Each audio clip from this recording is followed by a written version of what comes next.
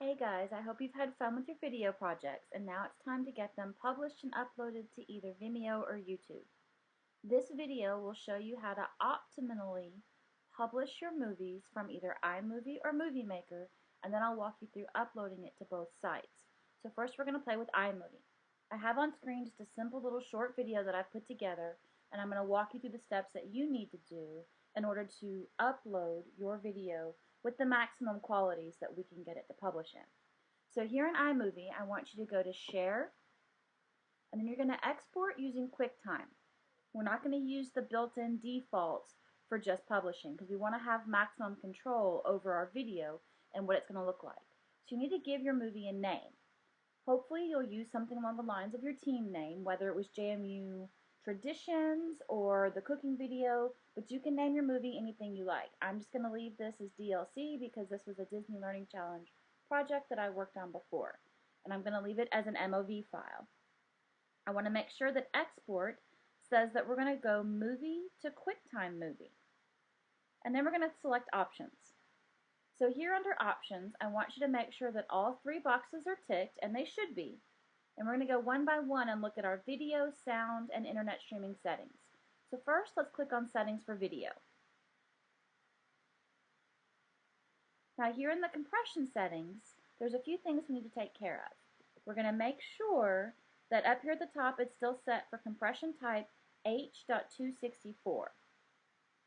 And then when you come over here to motion, we want to make sure that frame rate says current. And for keyframes, we're going to change this to automatic. And we are going to uncheck frame reordering. That's very important. This is a recommendation from at least YouTube when you're publishing your video. So under compressor quality, we can leave it as high, best quality is good, and then over here under data rate, this is where we're actually going to change it again. Select restrict to. Now depending on the length of your movie, you're going to enter in a number here. Typically, this number will be anywhere from 6,000 to 10,000 kilobits per second. If you have a shorter movie, then you can have a 10,000. If you have a longer movie, say 10 minutes or more, then you'll put 6,000.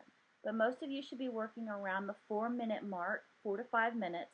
So 10,000 kilobits per second is what you want to have here. And then you're going to leave optimize for download selected. At this point, we're going to select OK. Under sound, we're going to select settings. And we do have something to change here. So under format, we want to make sure that this says AAC.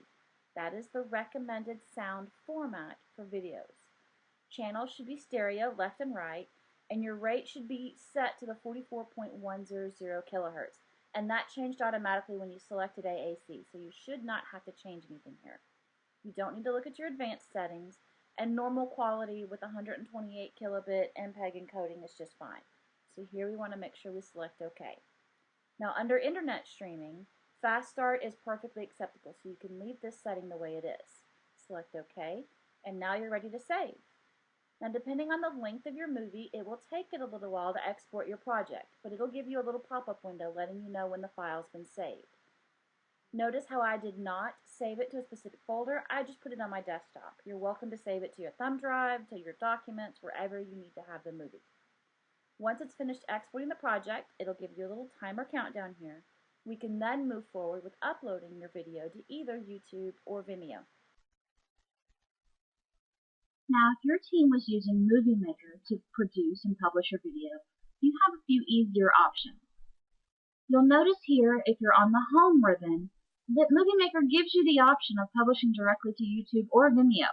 However, selecting either of these options requires you to log in through third-party websites such as live.com.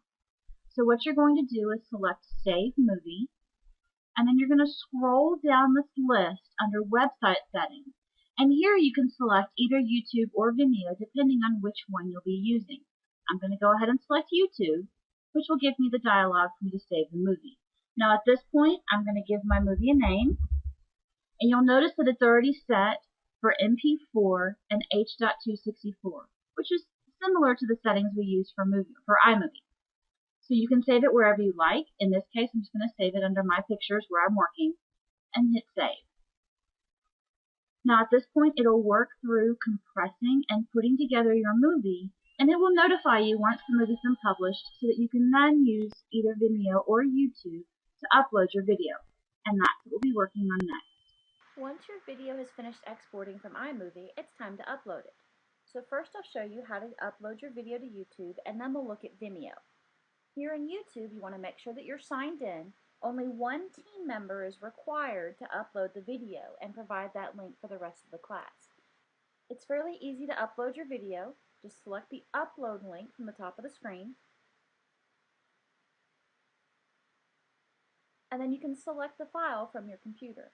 At this point, you'll just need to browse out to where you've saved the video, whether it was on your desktop, a thumb drive, or some folder, and select Open. It will automatically begin uploading your video and processing it according to YouTube's default settings. But here's where you have a little bit of control. You want to make sure you give your movie a title. By default, it has inserted just the file name, so dlc.mov in my case. If I were to keep the same name that I was working with on my test video, I would just name it Disney Learning Challenge. Here's where you can give it a description. If you plan to keep your video public, I would recommend you at least give it some sort of a description.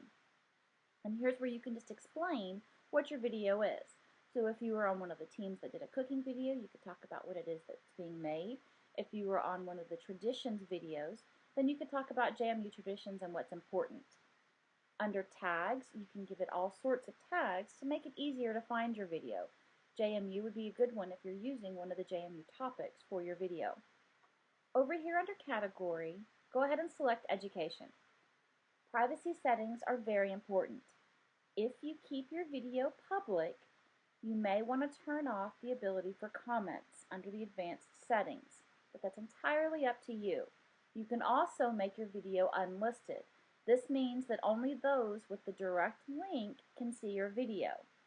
If you select private, I will not be able to see the video, and you will have to be signed in to YouTube when presenting it to the rest of the class. So I would recommend you stick with either public or unlisted. Either one is perfectly fine. Standard YouTube license should apply unless you really think that somebody may want to use it, in which case you can select the Creative Commons attribution, requiring that if anybody wants to reuse your work, as long as they attribute it to you, they can use parts of your video. If you get a pop-up message similar to the one that I've received, you can go ahead and follow the instructions it gives you. So it's asking me to submit at the original resolution if I want better playback, or I can just hit the X to dismiss the message, and it'll upload it using the settings that I gave it.